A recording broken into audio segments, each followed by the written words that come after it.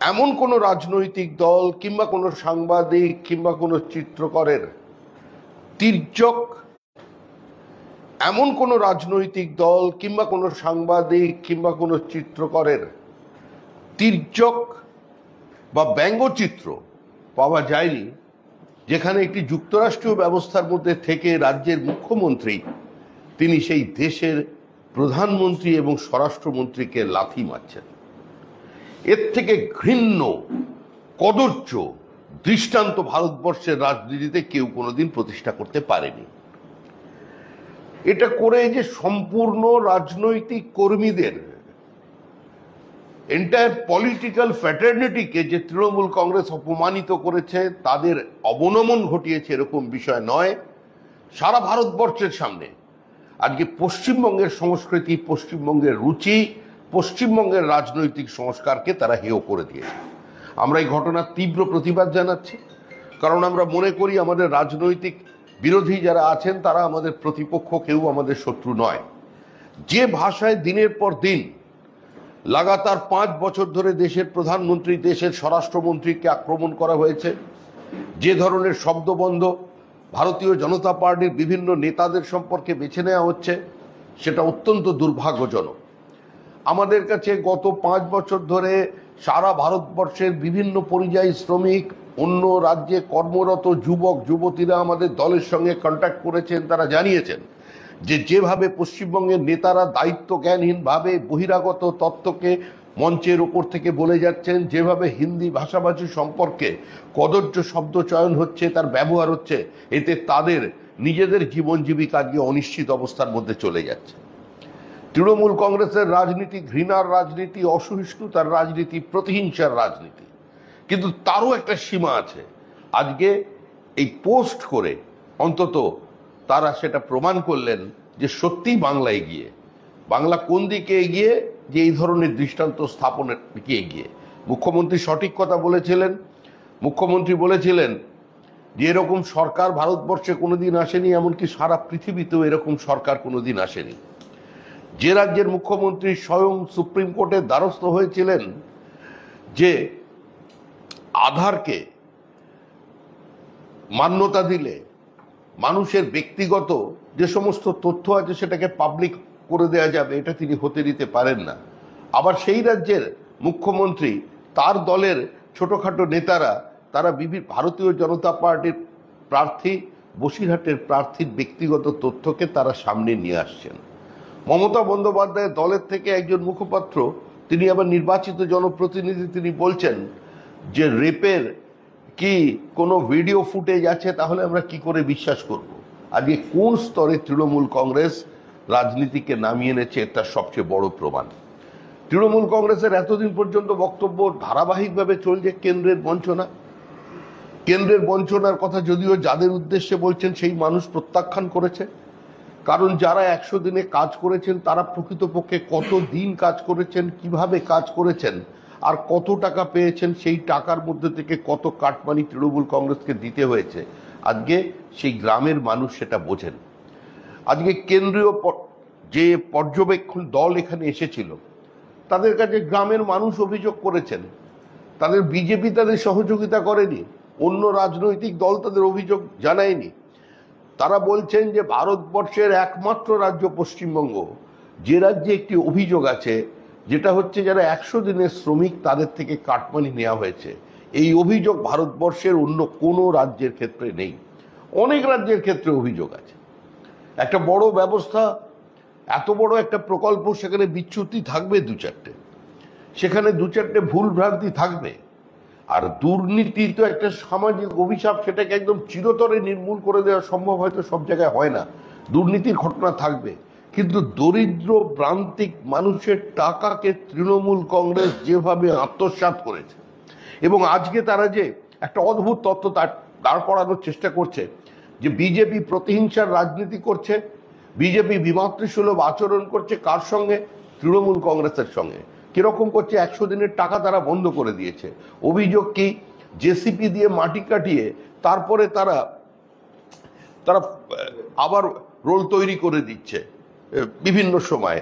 তৃণমূল কংগ্রেসের বহু জায়গায় কাজ চলেছে, এটা আইন আছে, যে 100 দিনের কাজ করাতে গেলে কোনো পঞ্চায়েত এলাকার সেখানে গ্রাম পঞ্চায়েতকে কনফিডেন্সে নিতে হবে, তাদের অনুমতি নিতে হবে, গ্রাম সভায় বিষয়টিকে আলোচনা করতে হবে। কোনো আলোচনা নেই, একতরফা তৃণমূল দলগতভাবে কাজ করে চলেছে। কর্মদিবস তৈরি করা হচ্ছে বলপূর্বক, জোর করে, বিডিও এসডিও কে প্রাণনাশের ভয় দেখিয়ে, চাকরি চলে যাবার ভয় দেখিয়ে জোর করে তাদের দিয়ে কর্মদিবস তৈরি করা হয়েছে। আজকে 100 দিনের টাকা এই কারণে বন্ধ হয়েছে। 3,358টি অভিযোগ, 3,358টি স্পেসিফিক অভিযোগ এই সরকারের পরিচালিত 100 দিনের কাজের ক্ষেত্রে, সেটার নিষ্পত্তি আজ পর্যন্ত হয়নি। দিনের পর দিন মাস্টার রোল তৈরি হয়েছে মেশিন দিয়ে মাটি কাটিয়ে। যারা প্রকৃত লেবার, যারা 100 দিনের কাজ করেছেন তাদের 10 দিনের বেশি কাজ দেওয়া হচ্ছে না। আর যারা শুধুমাত্র তৃণমূলের প্যানেলে আছে, যাদের সঙ্গে কোথাও মাটি কাটার কোনো সম্পর্ক নেই, কোনো জায়গায় শ্রমদানের কোনো সম্পর্ক নেই, আজকে তাদের নাম ঢুকিয়ে দেওয়া হয়েছে। তারাও যে পুরো টাকা পেয়েছেন এমন নয়, তাদের 10 দিনের টাকা দিয়ে বাকিটা আত্মসাৎ করে ফেলা হয়েছে। এই অভিযোগ কোনো বিরোধী রাজনৈতিক দলের নয়, এই অভিযোগ সরাসরি করেছেন সে সমস্ত দলের কাছে গ্রামের মানুষ।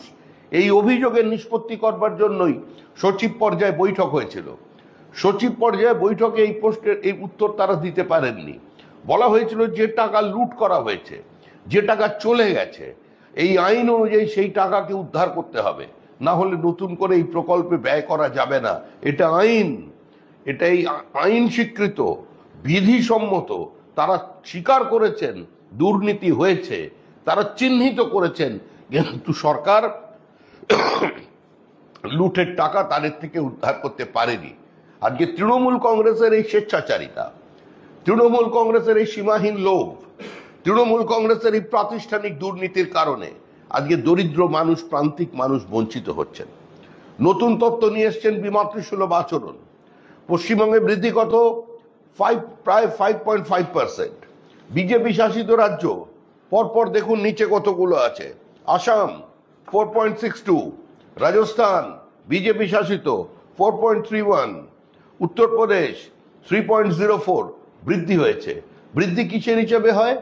বৃদ্ধি হয় সেখানে গ্রামাঞ্চলে মুদ্রাস্ফীতি, সেখানকার জীবনযাত্রা তার মানকে ঠিক করে একটি নির্দিষ্ট অর্থনৈতিক মাপকাঠির ওপরে ভিত্তি করে এই বৃদ্ধি হয়েছে। এটা নিয়ে বিতর্ক হতে পারে, এটা নিয়ে সচিব পর্যায়ে চিঠি যেতে পারে, এটা নিয়ে পরবর্তীকালে পার্লামেন্টে কেউ প্রশ্ন তুলতে পারেন, এটা নিয়ে নির্বাচিত জনপ্রতিনিধিরা তাদের সপক্ষে ব্যাখ্যা দিতে পারেন। কিন্তু তৃণমূল কংগ্রেসের আজকে পলিটিক্যাল ব্যাংক্রাপসি এমন জায়গায় পৌঁছে গেছে যে তারা এই তালিকা নিয়ে পর্যন্ত মানুষকে বিভ্রান্ত করবার চেষ্টা করছেন। কিন্তু যেভাবে পঞ্চায়েত নির্বাচনের সময় মানুষকে বিভ্রান্ত করা যায়নি, শেষ পর্যন্ত বিডিওদের দিয়ে লুট করাতে হয়েছে। রাত্রি 1টা পর্যন্ত মহিলাদের বসিয়ে রেখে তাদের জয়ী সার্টিফিকেটকে কেড়ে নিয়ে, সেই সার্টিফিকেট কেড়ে নেবার পরে তাদের রিকাউন্টিং এর মধ্যে দিয়ে আজকে অন্য কেউ জিতা প্রার্থী বলে ঘোষণা করে দেওয়া হয়েছে। যেভাবে পুলিশ সিভিক ভলেন্টিয়ার্সকে কাজে লাগিয়ে আজকে তারা এই কাজ করে চলেছেন, তো একই পদ্ধতি দেখা যাচ্ছে। আজকে যারা নতুন ভোটার রয়েছেন, সেই নতুন ভোটারদের অধিকাংশদের কাছে এপিক কার্ড পৌঁছচ্ছে না। নতুন যারা এবারে ভোটার হয়েছেন, পশ্চিমবঙ্গে 12% বেশি নতুন ভোটারদের কাছে এখনো পর্যন্ত এপিক কার্ড পৌঁছয়নি। আজকে কমিশন এটা বলছে, কারণ কমিশনকে নির্ভর করতে হচ্ছে রাজ্য সরকারের ইনফ্রাস্ট্রাকচারের উপরে। রাজ্য সরকার যে কোনো মূল্যেই ভোটের গতিকে, ভোটের স্বাভাবিক ব্যবস্থাকে, এই নির্বাচনের স্বচ্ছতাকে, মানুষের স্বতঃস্ফূর্ত ভোটদানের পদ্ধতি থেকে আজ সেটার থেকে বিরত রাখতে চায়। কারণ তৃণমূল কংগ্রেস পরাজয়ের আগে তৃণমূল কংগ্রেস পরাজিত হয়ে গেছে। প্রতিনিয়ত চর্চা চলছে, আরে কে কাকে মেশো বলেছেন তা নিয়ে রাজনৈতিক বিতর্ক। আরে রাজনীতি কি রস বিবর্জিত হয়ে যাবে? রাজনীতিতে কোনো আনন্দ থাকবে না? রাজনীতি কি রুক্ষ মাটির উপরে দাঁড়িয়ে মানুষ করবে? মানুষ কি তাহলে এরপরে কোনোদিন কার্টুন আঁকা যাবে না? প্রধানমন্ত্রী ভাষণ দিচ্ছেন, প্রধানমন্ত্রী বলেছেন 3,000 কোটি টাকা, যে টাকা লুট করেছে দরিদ্র মানুষের টাকা, যে টাকা ইডি অ্যাটাচ করেছে, সেই টাকা আমি মানুষের মধ্যে ফিরিয়ে দেব। নির্বাচনে নেতা বক্তব্য রাখবেন, তিনি প্রতিশ্রুতি দেবেন না। পরে হয়তো তৃণমূল কংগ্রেস বলবে যে বিজেপির ম্যানিফেস্টো বেরিয়েছে, এটাও নির্বাচনী বিধিভঙ্গের সামিল, কারণ মডার্ন কোড অফ কন্ডাক্ট জারি হয়ে গেছে।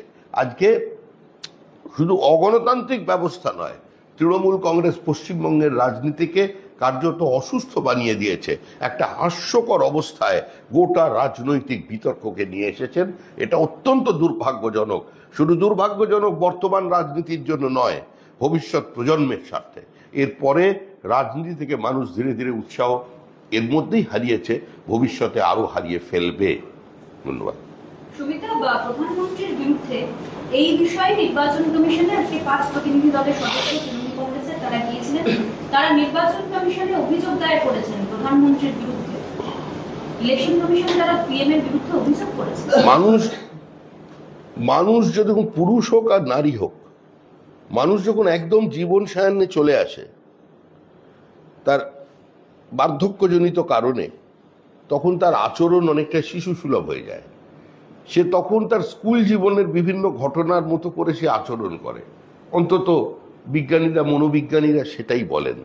তো ছোটবেলায় যারা ওই মাকে গিয়ে কমপ্লেন করতো, বন্ধু আমার পেন্সিল কেড়ে নিয়েছে, কেউ আবার বলতো গিয়ে স্কুল টিচারকে ক্লাসরুমে যে আমার পেছন থেকে চুল টেনেছে, এটা খুব গুরুত্বপূর্ণ বিষয় বলে সে হঠাৎ দাঁড়িয়ে পড়ে ক্লাসের মধ্যে বলতো, তৃণমূল কংগ্রেস ওই ধরনের শিশুসুলভ আচরণ করছে।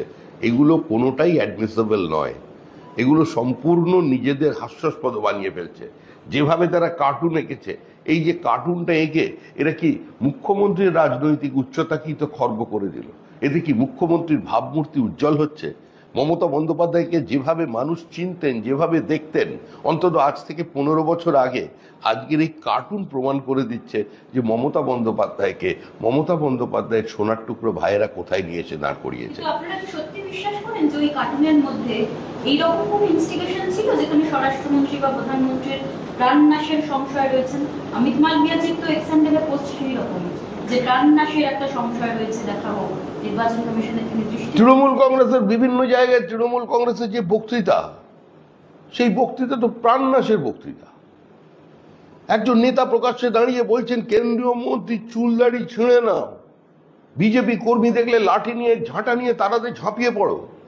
যে রাজ্যে সর্বভারতীয় সভাপতির গাড়ির ওপরে পাথর বৃষ্টি হয়, যে রাজ্যে নির্বাচন শেষ হয়ে যাবার পরে, জয়ী হয়ে যাবার পরে 27 দিনে 56 জন খুন হয়ে যায়, যে রাজ্যে একমাত্র সন্তানকে মেরে গলায় ফাঁস দিয়ে তারই বাড়ির বারান্দায় টাঙিয়ে রাখা হয়, আপনারা কি মনে করেন সে রাজ্যে কারোর জীবন সংশয় হবে না, এরকম কোনো আশা আছে?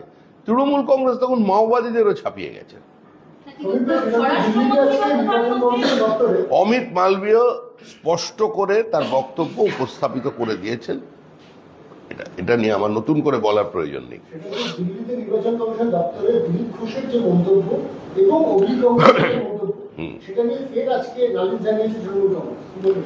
দেখুন, তাদের যদি ভাবাবেগ আহত হয়ে থাকে, তারা যদি এটাকে রাজনৈতিক ইস্যু বানাতে চান, তারা অভিযোগ জানাতেই পারেন। দিলীপ ঘোষ দুঃখ প্রকাশ করেছেন, পার্টি দিলীপ ঘোষের হয়ে দুঃখ প্রকাশ করেছে। মমতা বন্দ্যোপাধ্যায়কে কোনোভাবে ব্যক্তিগত চরিত্র হননের রাজনীতি বিজেপি কোনোদিন করেনি। মমতা বন্দ্যোপাধ্যায়ের রাজনৈতিক উত্থান বা মমতা বন্দ্যোপাধ্যায় হওয়ার পর থেকে আপনারা যদি দীর্ঘ ইতিহাস দেখেন, তাহলে দেখবেন মমতা বন্দ্যোপাধ্যায় বিজেপির জোটের সঙ্গে বিশ্বাসঘাতকতা করেছে। মমতা বন্দ্যোপাধ্যায়ের দলেরা তারা অটলজি, আদবানিজিকেও মিম করতে পর্যন্ত ছেড়ে দেননি। তিনি বারবার বিজেপি ছেড়েছেন, জোটের সঙ্গে বিশ্বাসঘাতকতা করেছেন, কংগ্রেসের সঙ্গে যোগ দিয়েছেন, আবার তিনি কংগ্রেস ছেড়ে বিজেপিতে ফিরে এসেছেন। কিন্তু আমরা আমাদের শালীনতা সীমারেখা কোনোদিন বদলায়নি। দিলীপ ঘোষ যে কথাটা বলেছেন তার উদ্দেশ্য ছিল না মমতা বন্দ্যোপাধ্যায়ের পরিবারকে, মমতা বন্দ্যোপাধ্যায়ের পিতৃ পরিচয়কে আক্রমণ করা। তিনি সেটা স্পষ্ট করেছেন মানুষের সামনে। তারপরেও যদি রাজনীতি করতে চান, মমতা বন্দ্যোপাধ্যায় বামেদের সময় মৃত্যু ঘণ্টা বাজিয়েছিলেন। এখন যদি কোনো বামপন্থী এসে এখন বলেন যে মমতা বন্দ্যোপাধ্যায় ওই সময় জ্যোতি বসুর মৃত্যু তিনি দাবি করেছিলেন, বা জ্যোতি বসু মারা যান, এটাই তার একমাত্র চাওয়া পাওয়া ছিল, তাহলে সেটা মানুষ বিচার করবে। এটা তো রাজনীতির ভাষা যে মৃত্যু ঘণ্টা বেজেছে। তৃণমূল কংগ্রেস একটা স্বাভাবিক রাজনৈতিক মৃত্যুর দিকে এগিয়ে যাচ্ছে। জাস্টিস গাঙ্গুলি তো সেই কথাই বলেছেন। তো এই ভাষা তো মমতা বন্দ্যোপাধ্যায়েরও ভাষা, এই ভাষা তো রাজনীতিরও ভাষা, যেটা অভিজিৎ গঙ্গোপাধ্যায় বলেছেন। এতে আপনি কি অভিযোগ জানাবেন? অভিযোগ জানান। একই সঙ্গে তৃণমূলের আরেকটি অভিযোগ করা হচ্ছে যে এরা যে ইনকাম ট্যাক্স, ইডি, সিবিআই বিভিন্ন কেন্দ্র এজেন্সি তারা অ্যাক্টিভ হয়ে উঠেছে। চন্দ্রনাথ সিনহা থেকে শুরু করে আমাদের জুই বিশ্বাস এবং বোমা হচ্ছে এদের বাড়িতে ডেকে পাঠানো হচ্ছে। এই বিষয়ে তারা কমপ্লেন করেছে এবং সোমবার ইলেকশন কমিশন সময় দিয়েছে, সামনাসামনি তারা রাইট করে গেছে কমপ্লেন জানানো।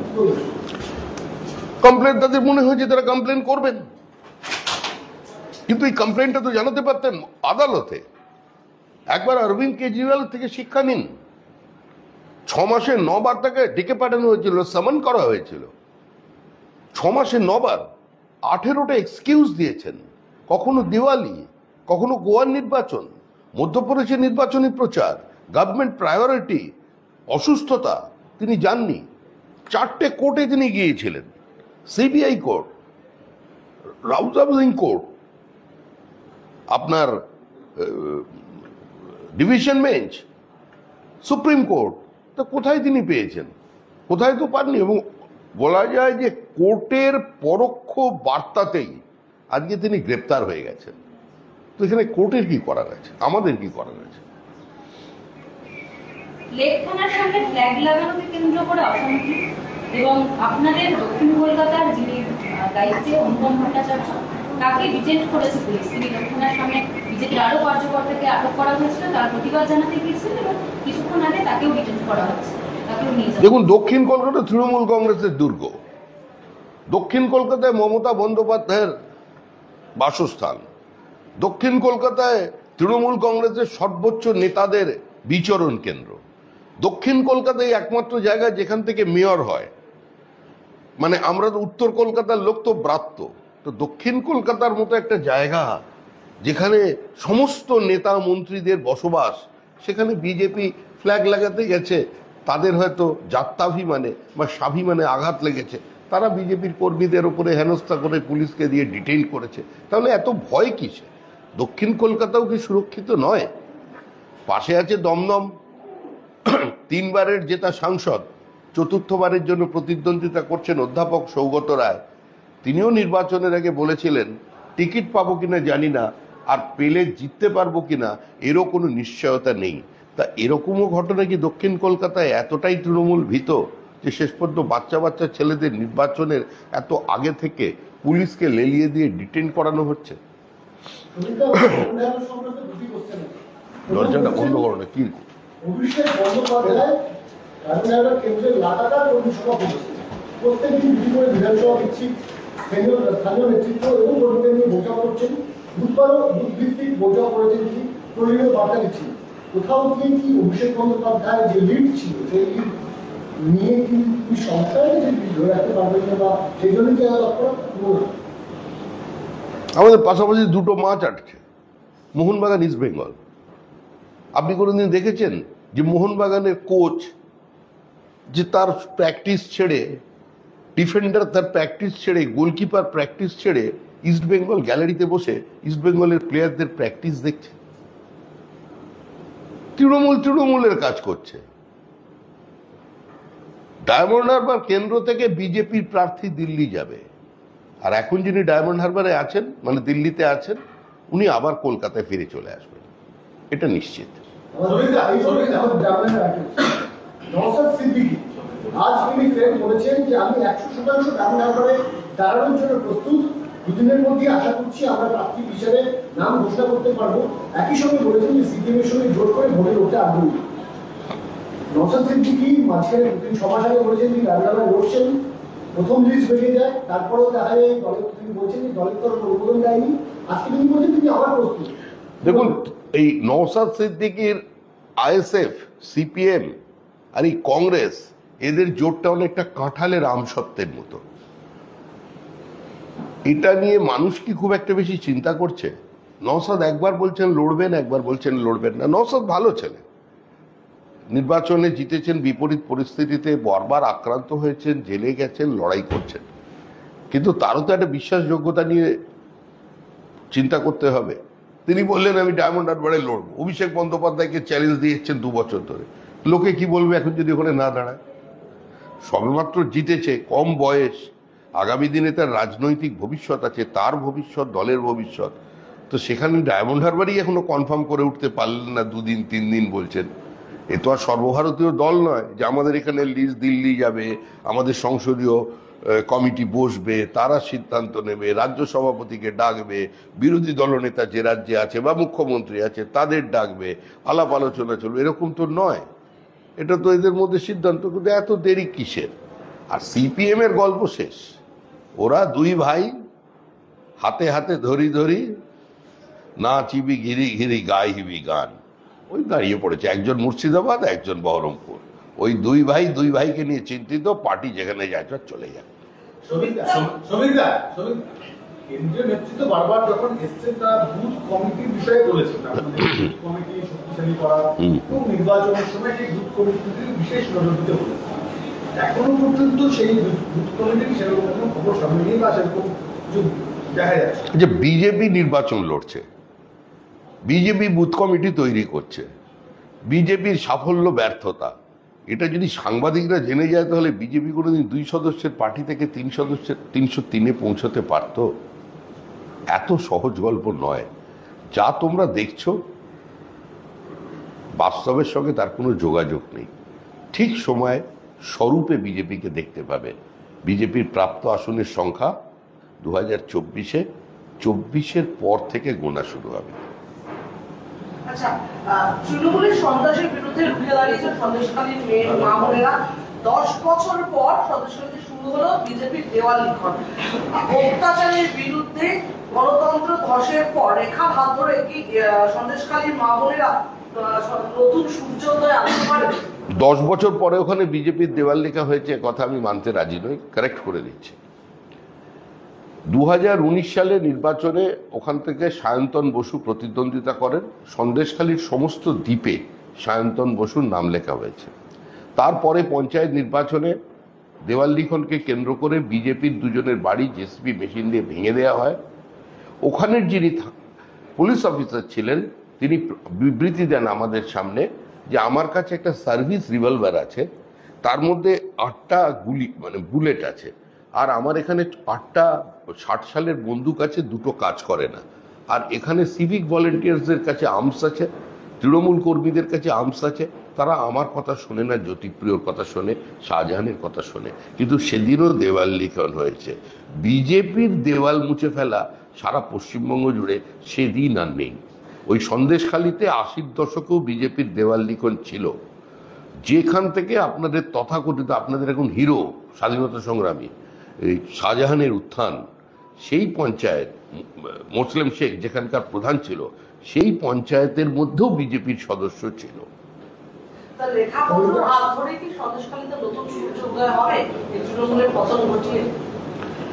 কারোর হাত ধরে কোনো রাজনৈতিক দলের উত্থান হয় না। রেখাপালকে সঙ্গে নিয়ে বিজেপির অগ্রগতি হবে, বিজেপির উত্থান হবে। রেখাপাত্রের হাত ধরেও হবে না, আর রেখাপাত্র বিজেপির হাত ধরে সমস্ত পরিস্থিতি পরিবর্তন করতে পারবে না। পুরোটাই একটা ব্যবস্থা, একটা রাজনৈতিক সংস্কৃতি। বিজেপি ব্যক্তি নির্ভর রাজনৈতিক দল নয়। নিঃসন্দেহে রেখাপাত্রকে আমরা সামনে রেখেছি, কারণ একজন প্রান্তিক মহিলা বিপরীত পরিস্থিতিতে তিনি বন্দুকের নলের সামনে দাঁড়িয়ে নিজের সম্ভ্রমকে কার্যত বাজি রেখে তিনি আজকে সত্য কথাটা সামনে বলেছেন। সেটা কি অনার করবার জন্য, তাকে একটা প্রতিবাদের মুখ হিসেবে সেই বার্তাটাকে পশ্চিমবঙ্গের মানুষের সামনে দেওয়ার জন্য বিজেপি তাকে প্রার্থী করেছে। তার জন্যই কি সরকারের রাগ ক্ষোভ তার উপর প্রকাশ পাচ্ছে, তার ব্যক্তিগত তথ্য কাগজপত্র সামনে তুলে আনা হচ্ছে? এ তৃণমূল বলতে পারবে, এ তো বিজেপির বলা সম্ভব না।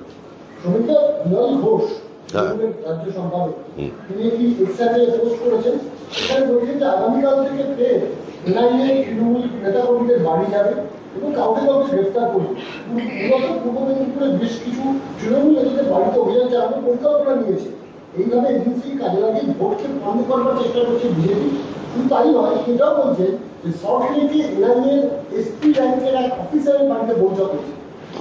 অভিযোগ সরকারি কোনো এনআইএ অফিসারের এতদিন তো তৃণমূল কংগ্রেস বলতো যে শুভেন্দু সুকান্ত এরা বলে দেয়, আর তারপরে সেখানে গিয়ে রেড হয়। এটা তো তৃণমূল ভাঙা রেকর্ডের মতো দিনের পর দিন বলছে। তা কুণাল ঘোষ কি এবার সেই লাইনে ঢুকে পড়েছেন? তাহলে কি শুভেন্দুর সঙ্গে যোগাযোগ করেছে, নাকি সুকান্তর সঙ্গে চা খেয়েছে, নাকি তিনজনেই মিলে গেছে? ব্যাপার বোঝা যাচ্ছে না। উনি এত খবর পাচ্ছেন কোথা থেকে? আসলে তৃণমূল আতঙ্কিত, কুণাল ঘোষ ওয়েল ইনফর্মড। সাংবাদিক হিসেবে কুণাল ঘোষের ইনফরমেশন বা তার অন্তত সাংবাদিকতার প্রতিভা নিয়ে কোনো প্রশ্ন নেই। তো সেজন্য সে খবরাখবর রাখে বিভিন্ন জায়গায়। সে জানে তৃণমূল কংগ্রেসের কোন কোন নেতা কোন কোন অমৃত রসের স্নাতক এবং কোথায় কোথায় যেতে পারে, খবর আছে। সেই খবর থেকে উনি বলছেন। কুণাল ঘোষ তো বোকা লোক নন, আর ওনার কথাবার্তা কথা বলার জন্য নন। উনি যখন বলেছেন চিন্তা ভাবনা করেই বলেছেন, এর জন্য অভিনন্দন। শ্রমিকরা শিক্ষামন্ত্রী ব্রাত্য বসু বলছেন যে অর্থ মন্ত্রকের অনুমোদন থাকা সত্ত্বেও এই রাজ্যের তৃতীয় কিস্তির টাকা পায়নি রাজ্যের শিক্ষা দপ্তর। অর্থ মন্ত্রকের অনুমোদন রয়েছে, তা সত্ত্বেও এই রাজ্যের শিক্ষা দপ্তর টাকা পাচ্ছে না। পিএম শ্রী প্রকল্পে সমঝোতা না করার জন্য এভাবে কি টাকা বন্ধ করে রাখা যায়? ব্রাত্য বসু বলছে। এটি কোনো ব্যবসায়িক ক্ষেত্র নাকি, কোনো এজেন্সি, অ্যাডভার্টাইজিং এজেন্সি সমঝোতা করবে কি সমঝোতা করবে না, নাকি কোনো ঠিকাদারের সংস্থা? একটা যুক্তরাষ্ট্রীয় ব্যবস্থার মধ্যে শিক্ষা যুগ্ম তালিকায় আছে, সেখানে কেন্দ্র রাজ্য একযোগে কাজ করবে, সেটাই। সেখানে সমঝোতার প্রশ্ন আসছে কোথা থেকে? ব্রাত্য বসু কি যুদ্ধ ঘোষণা করেছেন কেন্দ্রীয় শিক্ষানীতির বিরুদ্ধে, বা কেন্দ্রের ইউজিসির বিরুদ্ধে, বা কেন্দ্রের সমস্ত ব্যবস্থার বিরুদ্ধে? তো সমঝোতা না করলে টাকা পাচ্ছেন না, নিজেই তো নিজের প্রশ্নের উত্তর দিয়ে দিয়েছেন। পুরো এই গন্ডগোলের জন্য দায়ী হচ্ছে তৃণমূল কংগ্রেসের সরকার। তৃণমূল কংগ্রেসের স্বেচ্ছাচারিতার কারণে, তৃণমূল কংগ্রেসের সংবিধানের অবমাননার কারণে, তৃণমূল কংগ্রেসের যুক্তরাষ্ট্রীয় ব্যবস্থাকে অস্বীকার করার কারণে, তৃণমূল কংগ্রেসের অন্ধ কেন্দ্র বিরোধিতার কারণে আজকেই বিপর্যয় তৈরি হয়েছে। অমৃতা রায়কে কটাক্ষ করতে গিয়ে মুখপাত্র বলেছেন রাজা বলতে রাজা রামমোহন রায়কে চিনি। পুরনো দুদিনের পুরনো হয়ে গেছে। না, এটা দুদিন আগের প্রশ্ন, দুদিন আগের, আজকের নয়। এটা হবে না, প্রশ্ন উত্তর দেবো। শ্রমিকদের ব্রাত্য বসু অমৃতা রায় সম্পর্কে তিনি বলছেন যে তোলাবাজ ক্লাইভকে বাংলায় এনেছিলেন কৃষ্ণচন্দ্র। কে? ব্রাত্য বসু বলছেন যে তোলাবাজ ক্লাইভকে বাংলায় এনেছিলেন রাজা কৃষ্ণচন্দ্র। অমৃতা রায়ের উদ্দেশ্যে তিনি বলছেন, ইতিহাসের পাঠ অমৃতা রায়কে পড়াচ্ছেন ব্রাত্য বসু। উনি নতুন করে ইতিহাস লিখবেন। সঙ্গে সঙ্গে এটাও বলুন যে নদিয়া বা কৃষ্ণনগর আজকে যে ভারতবর্ষের মধ্যে আছে, 15ই আগস্ট যেখানে পাকিস্তানের পতাকা উঠেছিল আর 18ই আগস্ট যেখানে ভারতবর্ষের পতাকা উঠেছিল, সেটাও ওই রাজপরিবারের রানী জ্যোতির্ময়ীর কারণে, বা শ্যামাপ্রসাদ মুখার্জি, এনসি চ্যাটার্জির কারণে, সেটাও মানুষকে বলুন। সুতরাং এইভাবে একটা পরিবারকে কালিমালিপ্ত করে, সরাসরি ইতিহাসকে বিকৃত করে উনি যেটা বলছেন সেটা ওনার মতামত। ব্রাত্য বসু আমার মনে হয় অনেক কিছু নাটক লেখার উপাদান পাবেন, কারণ কিছুদিনের পরেই ব্রাত্য বসুকে চিরবিশ্রামে যেতে হবে তৃণমূল বিদায়ের সঙ্গে সঙ্গে। তখন এগুলো তার অনেক ভালো ইনগ্রিডিয়েন্ট হিসেবে কাজ করবে। উনি এগুলো বলে দেখছেন, ভিতর কি উত্তর পাবেন সেটা শুনে নাটক লিখবেন পরে।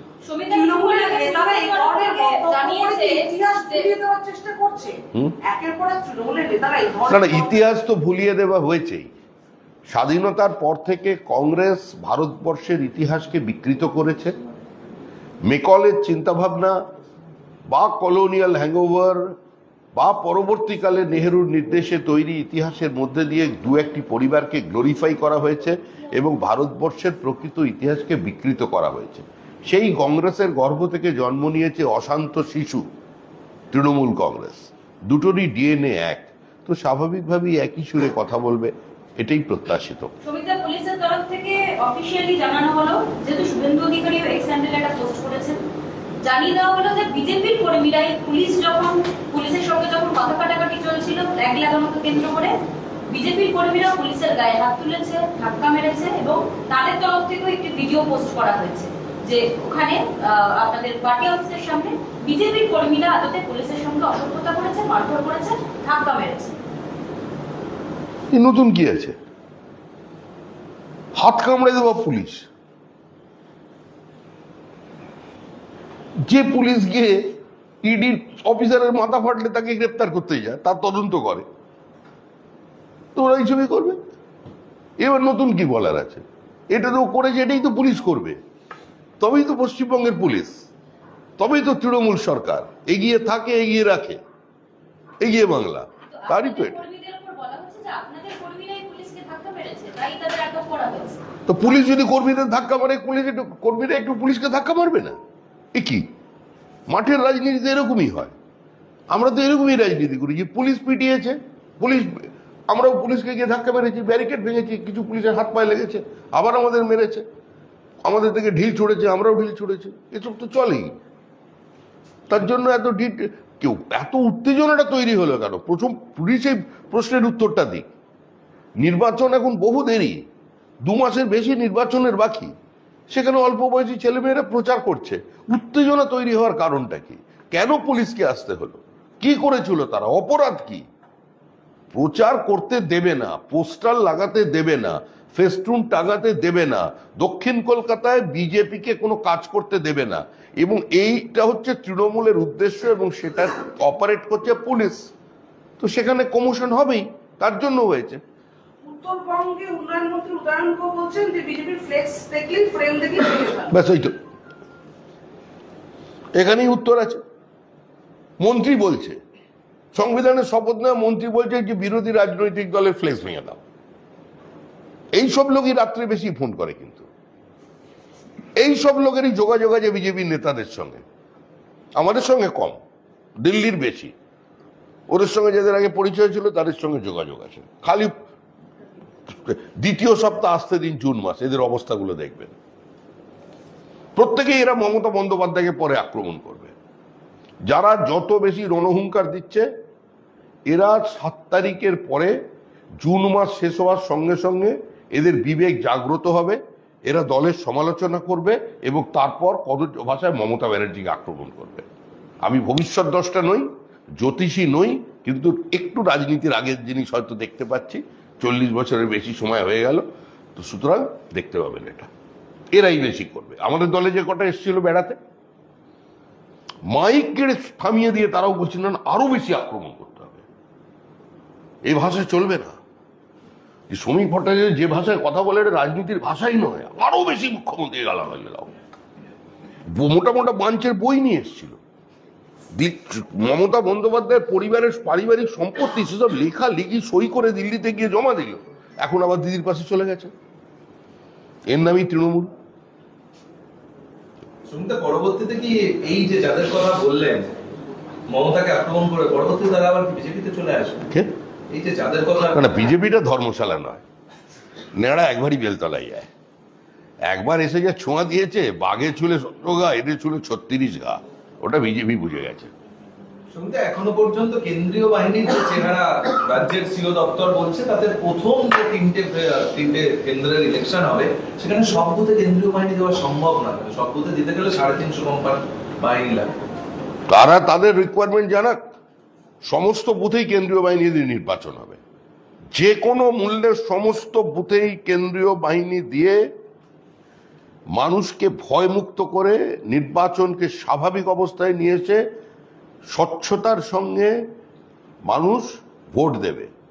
প্রয়াত সুব্রত মুখার্জি বলতেন হই হই করে ভোট হবে, এইবার মানুষ হই হই করে ভোট দিয়ে তৃণমূলের বিসর্জন বাবুঘাটে নিশ্চিত করে দেবে। প্রধানমন্ত্রীর অর্থনৈতিক উপদেষ্টা কাউন্সিলের সদস্য সঞ্জীব সান্যাল, অর্থনীতিবিদ, তিনি বলছেন যে বাঙালিদের মধ্যে নৈতিক দৈন্যতা আছে, মদ সিগারেটে মনোনিবেশ করে নিজেকে আতেল ভাবে বাঙালি, এবং রাজ্যের এই বর্তমান অবস্থার জন্য এখানকার সাধারণ মানুষই দায়ী। আমরা কি করব? ও বিজেপির কর্মী নাকি? ও সরকারের কর্মচারী, তার মতামত সে বলেছে। পার্টি এটাকে এন্ডোর্স করে না, পার্টি এইসব কথায় বিশ্বাস করে না। কে কোথায় বসে বলবে রাত্রিবেলা, কে কি বলে দেবে, আর সেটা কি পার্টি শুনবে নাকি? তারা উত্তর আমাদের দিতে হবে নাকি?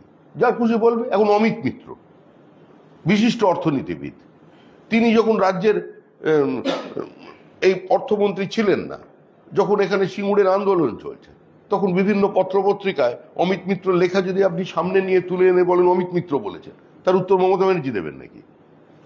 তিনি তখন বলেছেন, তার মনে হয়েছে বলেছেন। মমতা বন্দ্যোপাধ্যায়ের দপ্তরে কোন অফিসার যদি একটা বিবৃতি দিয়ে দেন, তার কথার উত্তর দেবেন? এই যে ডিএ কর্মীরা, তারা তো সরকারি কর্মচারী, মুখ্যমন্ত্রীর পাশের টেবিলে বসে কাজ করেন, মানে একটু দূরে, কিউবিক্যালের বাইরে, তারা তো বসে পড়েছেন ময়দানে। তারা কি কি শব্দ ব্যবহার করছেন রাজ্য সরকার সম্পর্কে, তার উত্তর কি মুখ্যমন্ত্রী দেবেন? এগুলো হয় না।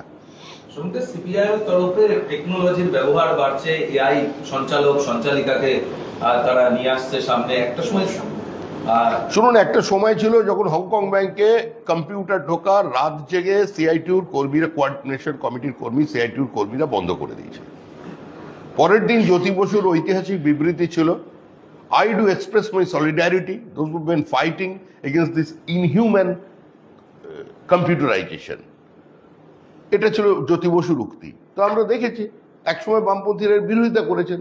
বামপন্থীরা মেহনতি মানুষের পার্টি, বামপন্থীরা একদম প্রান্তিক মানুষের পার্টি, যাদের দেখা যায় বা দেখা যেত, মানে আমরা ছাত্রাবস্থা থেকে দেখেছি বন্ধ কারখানার গেটে, গ্রামের মানুষ দেখেছে বর্গাদানের পাশে, ভূমিহীন কৃষকের পাশে, অসংগঠিত শ্রমিকের পাশে। কিন্তু যে কোনো কারণেই এখন সিপিআইএম নেতাদের ভাষাটা ওরা বুঝতে পারছে না, সেজন্য ওখান থেকে এখন সরে গেছেন। সিপিআইএম এর ইন্টেলিজেন্সদের দিয়ে এখন ওদের ওরা বোঝাতে পারছে না, সেই জন্য এখন আর্টিফিশিয়াল ইন্টেলিজেন্সকে বেছে নিয়েছে। এটা হয়। ইনকাম ট্যাক্স ইতিমধ্যে জাতীয় কংগ্রেসের প্রায় 500 কোটি টাকার অ্যাকাউন্ট ফ্রিজ করে দিয়েছে। আজকে নতুন করে আবার নোটিশ ধরানো হয়েছে। একই সঙ্গে আপনি খবর পাওয়া যাচ্ছে যে সিপিআই কেও ইনকাম ট্যাক্স, কাকে কাকে সিপিআই সিপিআই ওদের, মানে ওদেরও টাকা আছে। বাবা, নোটিশ ধরিয়েছে। অজিত চৌধুরী স্পষ্ট অভিযোগ করছে যে 138 বছরের পুরনো দল কংগ্রেস যাতে কোনোভাবে সুষ্ঠুভাবে ভোট না করতে পারে এবং প্রচার না করতে পারে, তার জন্য সব করানো হচ্ছে। আরে 138 বছরের পুরনো পার্টি কংগ্রেস, সেই পার্টির নেতা এবং নেত্রী রাহুল গান্ধী, সোনিয়া গান্ধী এখন বেলে। বিজেপির অভিযোগে নয়, স্বাধীনতা সংগ্রামীর পরিবারের লোকেরা অভিযোগ করেছেন, যারা প্রতিষ্ঠিত কংগ্রেসী। ন্যাশনাল হেরাল্ডের টাকা দিয়েছিল স্বাধীনতা সংগ্রামীরা, আর তাদের পরিবার পরিজনে যে অভিযোগ করেছে, যারা দিল্লিতে, ওই লুটিয়ান দিল্লিতে যাদের মানুষ চেনে কংগ্রেসই বলে, তাদের অভিযোগের ভিত্তিতে মামলা হয়েছে। মামলায় তারা এখন বেলে আছে। কংগ্রেস আর দুর্নীতি কার্যত সমার্থক শব্দ বানিয়েছিল। এখন কংগ্রেস ঠিকঠাক হিসাব রাখতে পারেনি, গন্ডগোলে ছিল। আমরা তো ছোটবেলায় কংগ্রেসের স্লোগান জানতাম, পত্রপত্রিকায় পড়েছি, তুমিও ভাই সাংবাদিকতা পড়েছো না, খাতা না বহি, जो केसरी कहे वही सही। তো এরকম ভাবে চলেছে, কিন্তু এখন তো স্ট্রিংজেন্ট ল ফেসে গেছে, হিসাব দিতে হচ্ছে, গন্ডগোল। আর একটা ব্যাংক অ্যাকাউন্ট বন্ধ হলে যারা নির্বাচনে লাল লড়তে পারে, আমার মনে হয় 135 কোটি দেশে না লড়াই ভালো। হ্যাঁ, সিবিআই পুরনো দল, আমরা তো জানতাম গরিব দল, তাদেরও টাকা পয়সা আছে জানা ছিল না। তার মানে সবাই বড় প্লেয়ার। আমরা নয় বন্ডের টাকা পয়সা নিই, ওরা তো নেয় না। ওরা তো নাকি কৌটো দিয়ে লেভি দিয়ে এত বড় সারা দেশে সম্পত্তি করে ফেলেছে। আসলে সবাইরই আছে। লোকসভা ভোটের মুখে আবার শহর কলকাতায় টাকা উঠতে হবে। কোথায়? আয়কর দপ্তরের 2 দিনের অভিযানের পর চেতলায় একটি ছাতু প্রস্তুতকারী সংস্থা থেকে 58 লক্ষ টাকা। কত? 75 লক্ষ টাকা উঠতে হবে। মানে ছাতুতে যদি 75 থাকে, তাহলে চাউমিনে কত থাকবে আর চাউম্যানের কাছে কত থাকবে? চিন্তা করে দেখো, টাকাই টাকা। যেখানে তৃণমূল সেখানে টাকা, যেখানে দেখিবে ছাই উড়াইয়া দেখো তাই। ওড়ালেই পেছনে টাকার সন্ধান পাওয়া যাবে। আরেকটা হলো আর নেই আয়কর সূত্রে খবর যে এখন পর্যন্ত রাজ্যের বিভিন্ন নির্মাণ সংস্থার সঙ্গে প্রায় 550 তৃণমূল নেতার বেআইনি লেনদেনের যোগ পাওয়া গেছে। কত? 550। ওই সংখ্যার সঙ্গে আমরা একমত নই, সংখ্যা আরো বেশি। কারণ সিপিএম জমানায় ছিল সিঙ্গেল উইন্ডো সিস্টেম। কেউ প্রমোটিং করলে বা কোনো কমপ্লেক্স তৈরি হলে যে কোনো একটা জায়গায় গিয়ে দক্ষিণে দিতে হতো। পার্টির টাকা নেয়, পার্টির চাঁদা সবাই নেয়, বিজেপিও নেয়, সিপিএমও নেয়, কংগ্রেসও নেয়, তৃণমূল নেয়, কিন্তু একটা সিস্টেম আছে। এরা তো যেখানে প্রথমেই গিয়ে কাউন্সিলর গিয়ে বলছে এফআইআর কত, কত প্রফিট বেরোবে, আগে 25% জমা করো, তারপর কাজ শুরু করো, তারপর সিন্ডিকেট। এখন তো নতুন শব্দ এসেছে, চাবি টু চাবি, চাবি টু চাবি, কলকাতা শহরের নতুন ভাষা।